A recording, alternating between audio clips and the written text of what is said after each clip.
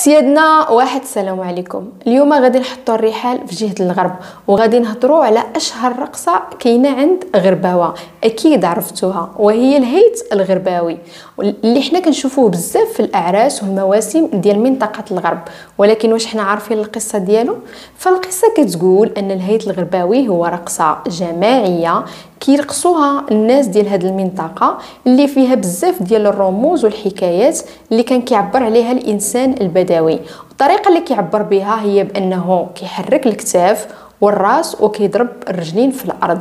فمن بعد طورات هذه الرقصه وبداو كيستعملوا المقص والبندير وكيشدوا الموال حتى كيساليو عاد كيوقفوا، وكيكون عندهم مقدم ديالهم هو اللي كيسيرهم، وما كيحبسوا حتى المقدم ديالهم كيعطيهم ديك الاشاره باش خصهم يوقفوا.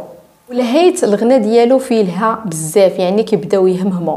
والهيت معروف عند غرباوه وحسناوه وشرارده، يعني في جهه الغرب شرارده بن حسن. وكيبقى من اشهر الناس اللي معروفين بالهيت في جهه الغرب خصوصا مدينه قنيطره هو فريد القنيطري. ومازال هاد الرقصه ديال الهيت مازال لحد الان عايشه ومازال مستمره، وخصوصا عند الناس القرويين.